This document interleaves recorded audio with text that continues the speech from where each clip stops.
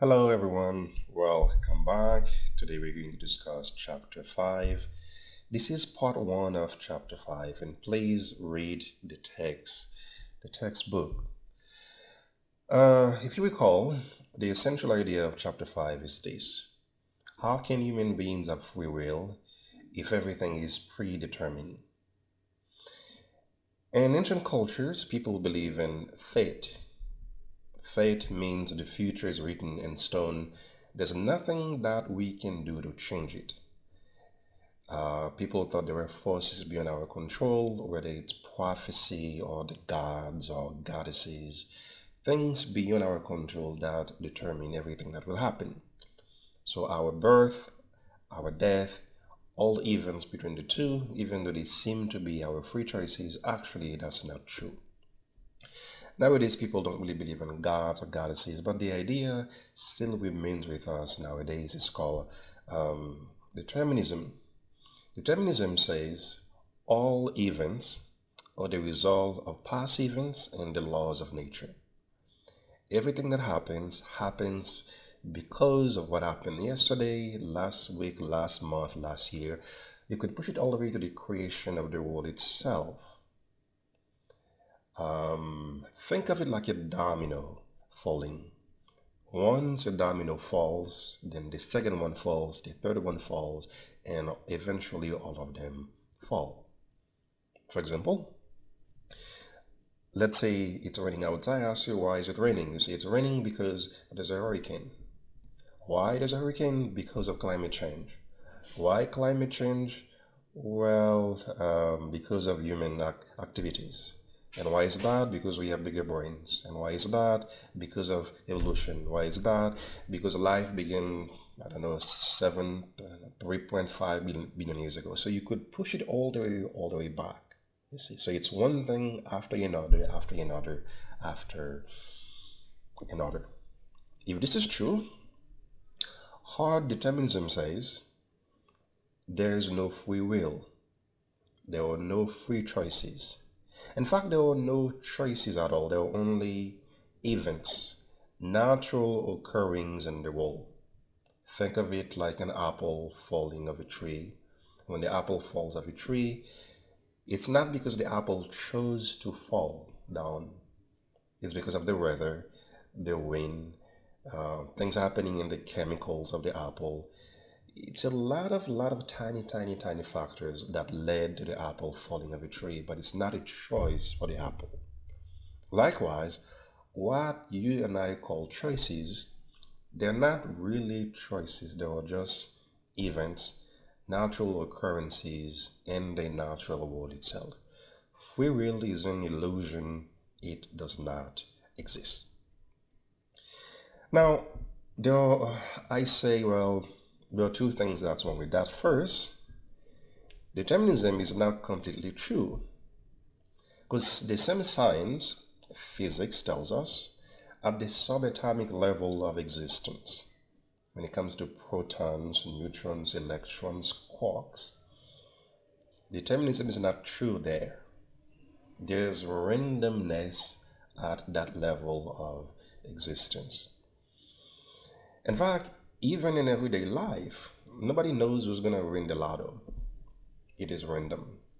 The weather, we can't predict it long term. Even if we had the most super powerful computer in the world, it can't be done because there's randomness in the system. And since there's randomness, eventually there will be some new features, new characteristics we didn't take into consideration. To be fair, randomness does not mean free will. They're not the same. If your behavior is random, then you're not acting wisely, then you're not acting freely either. Let's say you randomly marry somebody, you randomly kiss a stranger. Let's say you randomly sign up for this class. Let's say your right hand randomly punches somebody sitting next to you. You see, you wouldn't be acting freely because we understand for our behavior to be free, there must be purpose, desire, intent behind them. That is, you wanted to do that. Exactly. So even though randomness does not mean freedom, but it does show determinism is not universally true. And also, determinism assumes the past creates the now. The past creates this present moment. That's not true. There is no past without the present. So it is the present that creates the past.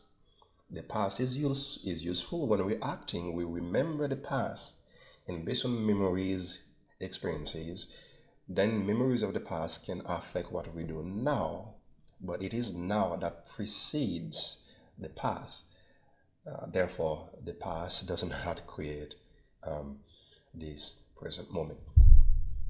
Now, determinism is simply one of the arguments. There are other arguments as to why there's no free will. So I'm going to mention about 4 or 5 of them. Number two, if God exists, God knows the future seems to be fixed. The future seems to be fixed. Let's say God knows on July 29, that's my birthday by the way, scientists across the world will come up with a vaccine for this pandemic. God knows this will happen July 29. Then can this not happen? No, it has to happen because God knew on that day, July 29, scientists will come up with a vaccine for um, coronavirus. Therefore, it will happen. So, therefore, you see, the future seems to be fixed. If it doesn't happen on that day, then God would be wrong. But you see, God can't make a mistake if God is all-knowing. See? Except, one problem with this idea is that, well, even if God knows the future, it's not God's knowledge that creates the future. It's still you and I. Even if God knows on July 29 they will come up with a vaccine for this virus, but this won't happen unless scientists across the world work days and nights to make it happen. So the future is being generated by human choices. So God's knowing it is not the cause of it. The same way, if I know you will die, it's not me knowing that is the cause of your death. I simply happen to know eventually all human beings will die. So God's knowing the future is not the cause of the future. You need actual human choices, activities to make it happen. Number three, where do our thoughts come from? Do we choose our thoughts? An argument says, well, we don't choose our thoughts. Our thoughts cause our actions. Therefore, we're not responsible for our actions. We don't choose our thoughts. Let's say I give you 5 minutes and tell you, know what, for 5 minutes, try not to think. Don't think about anything for 5 minutes. Nothing. Can you do it? How about 4 minutes? How about 1 minute? You quickly see you not controlling your thoughts. Barely. If you were controlling your thoughts, then you could just stop thinking at any moment. Notice, again, try it. You can't do it. The thoughts, they appear randomly almost to your mind. The same way clouds appear in the sky, your thoughts appear and disappear. You don't know what is it you're gonna think of 5 minutes from now. You can tell. If you could choose your thoughts, you would be the smartest person in the world, the most wise, the most intelligent, because you could choose the most wise, the most intelligent thoughts. You can't. You could cure cancer today. You could come up with a cure for the virus today if you could choose your thoughts. You could build a time machine, you see? Because you could choose the best, the most intelligent ideas. You can't do that. So the thoughts just come to your mind almost randomly. This is why it's hard to concentrate, it's hard to meditate, because your mind will distract you. Again, you can sort of gain some control over it slowly, but not completely. You are always thinking. And if you can't stop it, this means you're not really in control of it. Now, even if you were to agree, we don't choose our thoughts. Thoughts simply appear in our minds, and thoughts generate actions. It doesn't follow free will doesn't exist. Why? Well, between a thought and an action, there's a pause, there's a gap. You may think about something and you choose not to do it. You don't have to follow your thoughts. Notice if you couldn't resist your thoughts, if every thought you had to follow, you had to do exactly what the thought says, all of us would be dead or in prison. Because sometimes we have unkind thoughts about people. If you have a thought that says punch the person sitting next to you, you don't have to do it. Right? So you don't really have to follow your thoughts. Number two, sometimes we behave spontaneously without thinking. If you see a child drowning in a swimming pool, you simply jump and save the child. There was no need, no time to think.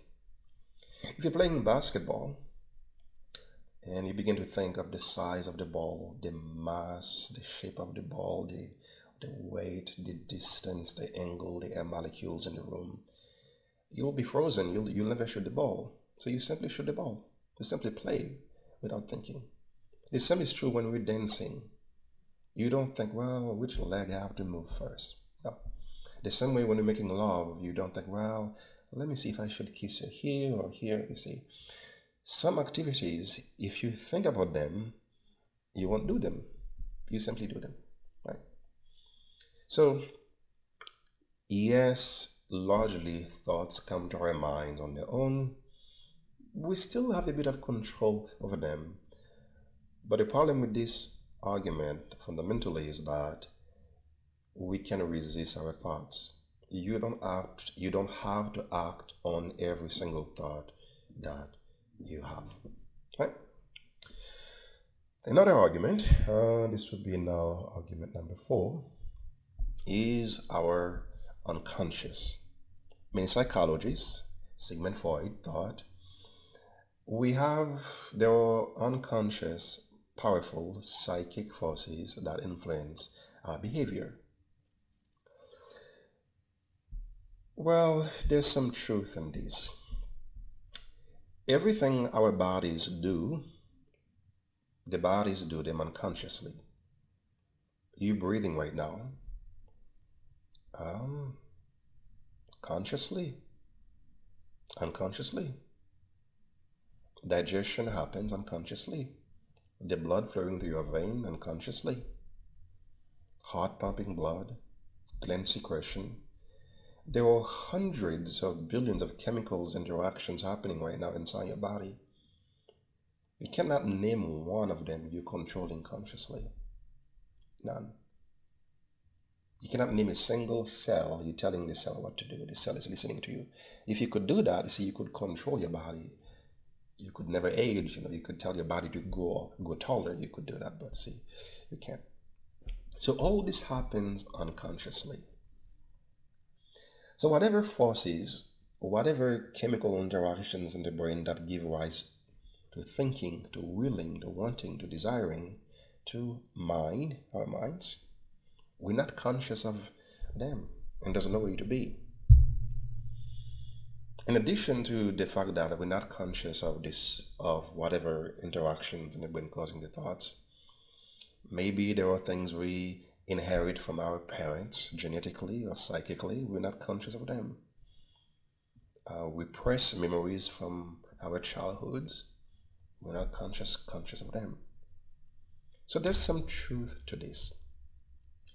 To make it worse, nowadays some people speak of what's called neuroscientific determinism.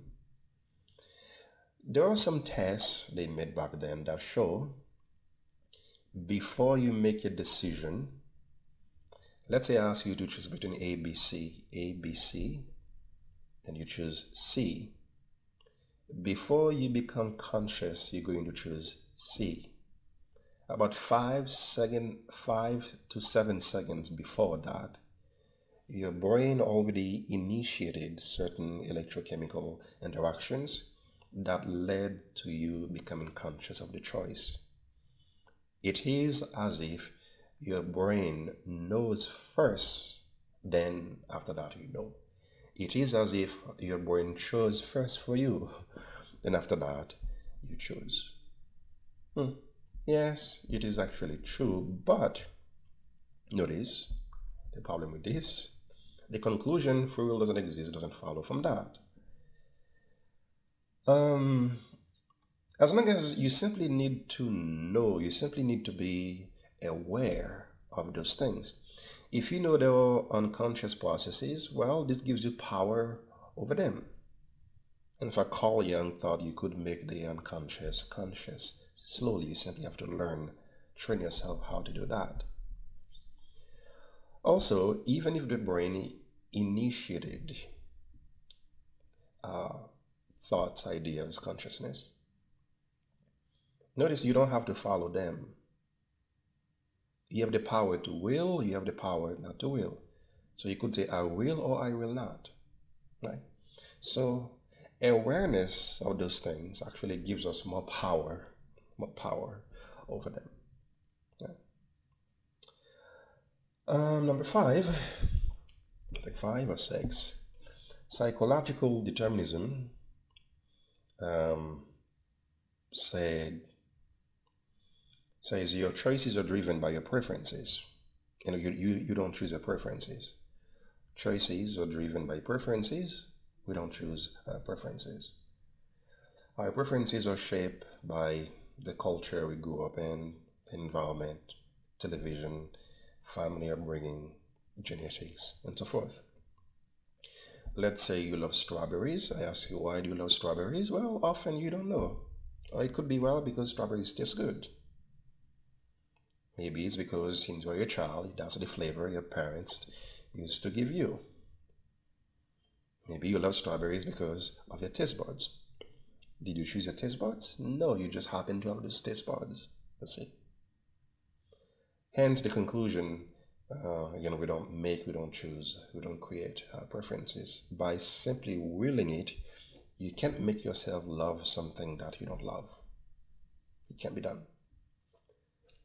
However, there's a problem with this. Again, we can actually train ourselves to let go of certain preferences.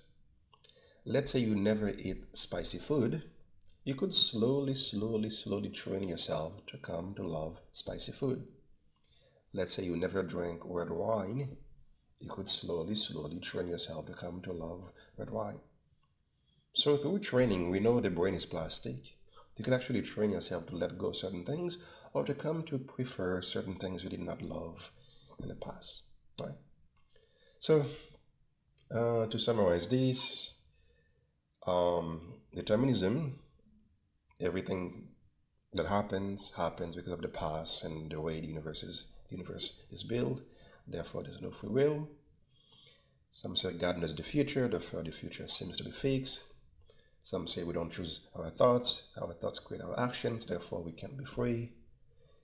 And some say there are unconscious forces, psychic forces that determine everything that we do. So these are some of the arguments against free will. In part 2 of chapter 5, I'm going to go over some arguments as to why free will exists. Thank you for watching.